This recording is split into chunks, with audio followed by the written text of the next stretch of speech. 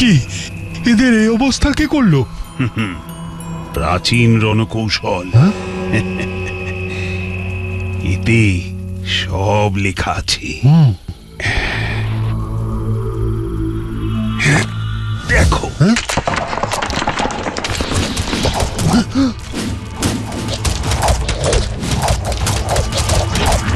সর্বনাশ! ফিরে চলুন মহারাজ, আপনার কিছু একটা হয়ে গেলে।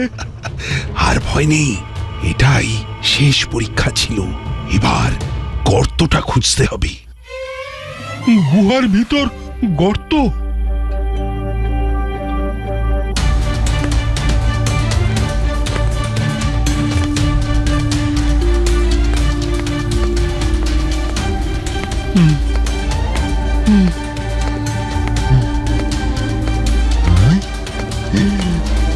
এই যে এটা।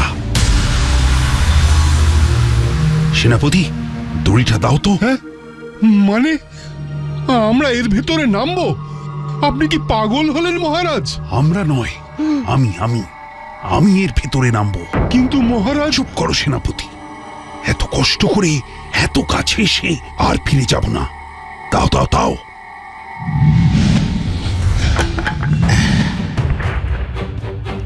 মহারাজ সাবধানে, সাবধানে মহারাজ।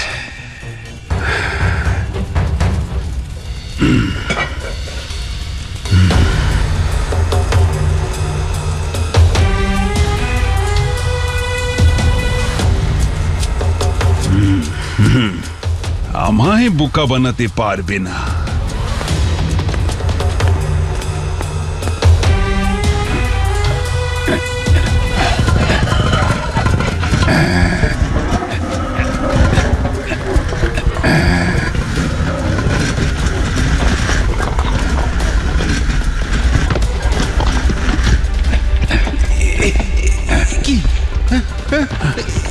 কি হচ্ছে মহারাজ? মহারাজ, এসব কি হচ্ছে মহারাজ?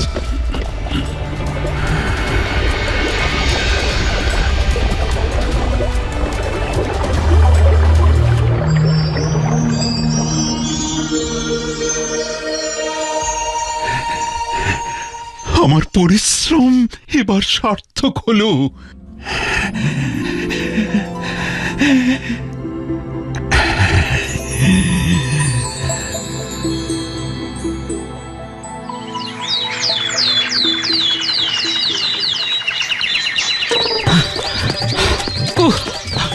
বাপ রে বাপ, আজকেও দেরি। যত দোষ ওই ঘুমের। এই ঘুম জিনিসটা হচ্ছে দুঃসম্পর্কের আত্মীয়দের মতো। আরে বাপ রে বাপ! আমার সব ভেঙে গেল।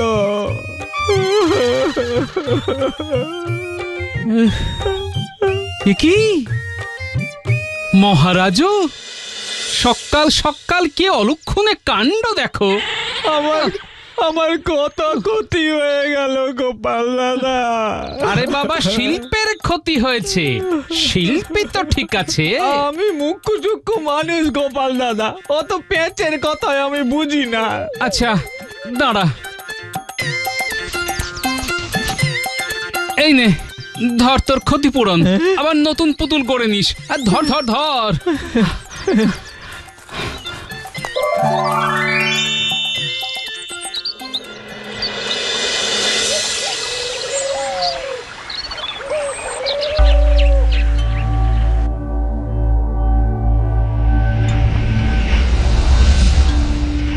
অসাধারণ! আরে কি ব্যয় করছেন? বিশ্বাসং না হন্তি। সব রত্নের সেরা রত্ন, সর্বমণি, ইচ্ছা পূরণের একমাত্র খনি। এসে গেছি। ইস, ছি ছি ছি, ধুলোয় ভরিয়ে দিলে একেবারে। আগে কবির খনির ধুলো পকেটে পুরে রাখলে সুদে বাড়বে।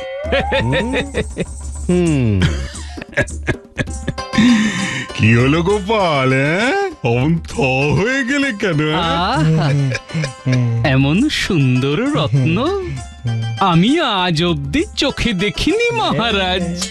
যে দুনিয়ার বিরলতম রত্ন গোপাল, সর্বমণি। এর দেখা পাওয়া কি সবার ভাগ্যে লেখা থাকে?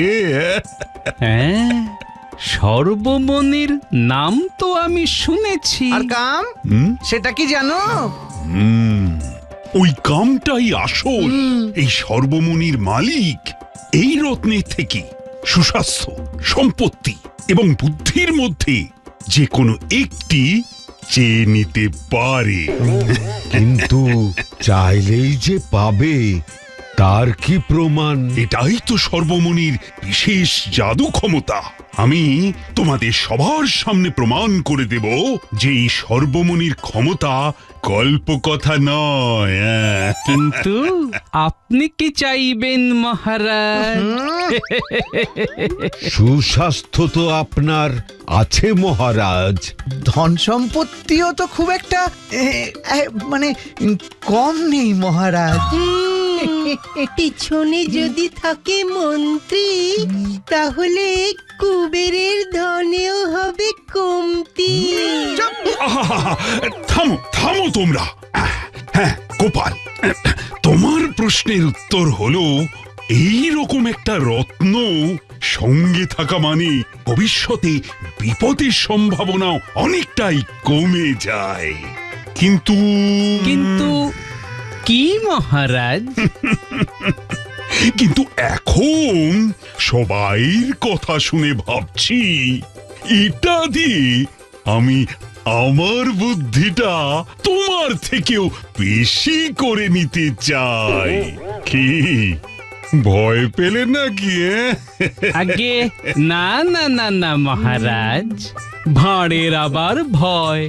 তখন এই ভাঁড়ে দইয়ের জায়গায় রসগোল্লা রাখবেন, আর না রাখলে জল রাখবেন।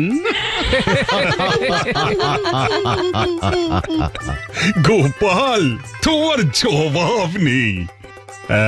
তাহলে এখন এটাকে তুলে রাখার ব্যবস্থা করি। নিশ্চয়ই মহারাজ, আমি নিজে গিয়ে এটাকে দাঁড়ান কোষাগারে- দাঁড়ান মন্ত্রী মশাই, এত তাড়া কিসের? মহারাজ, এই অমূল্য রত্নকে কোষাগারে চিরবন্দি করে রাখার আগে আমাদের রাজ্যের প্রজাদেরও একে একবার দেখার সুযোগ করে দেওয়া উচিত। সবাই জানুক মহারাজের এই আশ্চর্য অভিযানের ব্যাপারে। এতে অন্তত একটা সুযোগ পাওয়া যাবে। তুমি হয়তো ঠিক বলছো গোপাল, কিন্তু মানে মহারাজ, এই প্রথম অন্তত গোপাল ঠিক কথা বলেছে। হ্যাঁ? এতে সবাই এই রত্নের কথা জানতে পারবে, আর নবাবও জেনে যাবেন। আর তারপর কোনদিন আমাদের পেছনে লাগার আর সাহসই পাবেন না।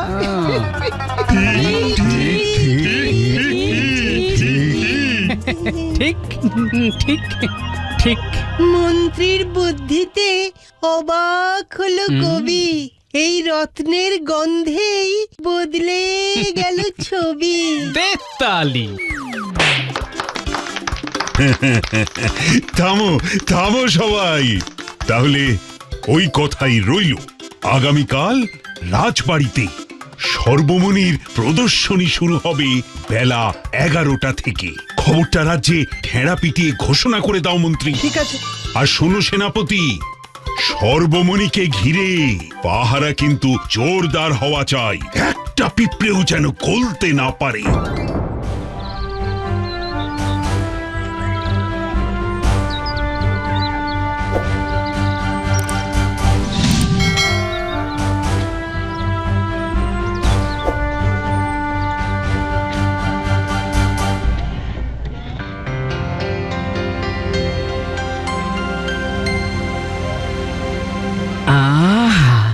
চোখ যেন জুড়িয়ে গেল। হ্যাঁ, এমন রত্ন কোনোদিনও নিজের চোখে দেখতে পাবো স্বপ্নেও ভাবিনি। আজ আমাদের চোখ সার্থক হলো, বলো রমা। সত্যি দিদি ভাই, এই সর্বমণি জয় করে আমাদের মহারাজ এক অসাধ্য সাধন করেছেন।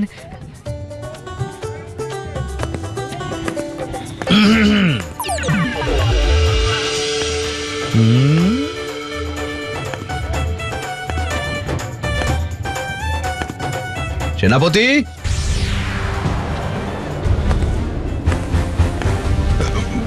বলুন মন্ত্রী মশাই। বলছি শুধু ঘরের মধ্যে পাহারা দিলেই হবে? মানে মণিটা তো ঘরের মধ্যেই। কি বুদ্ধি! বলি, চোর কি সবার সামনে এসে চুরি করবে? আগে গিয়ে প্রাসাদের সব কটা প্রবেশ পথের পাহারা দেখো, যাতে কেউ লুকিয়ে না ঢোকে। সে তো আগেই বলে রেখেছি। শুধু বললেই হবে না, নিজে গিয়ে দেখে নাও। এদিকটা আমি দেখছি। যে আগে তোমরা দাঁড়িয়েছো কেন? তোমরাও যাও।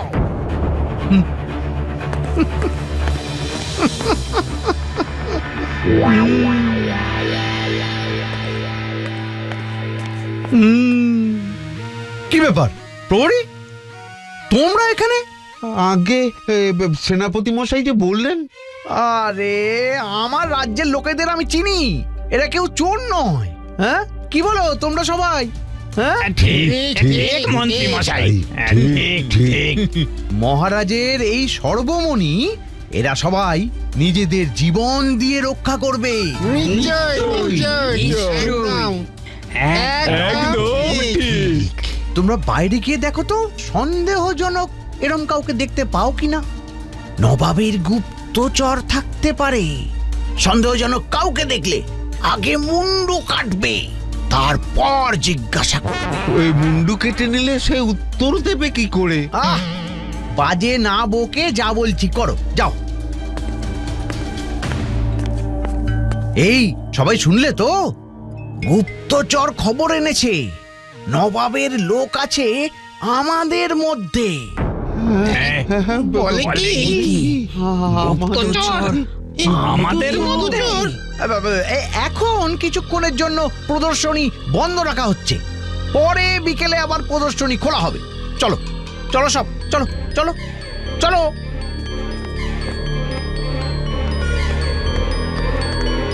চলো চলো, এখন বন্ধ বন্ধ। চলো চলো চলো, চলো চলো, তাড়াতাড়ি চলো। হুম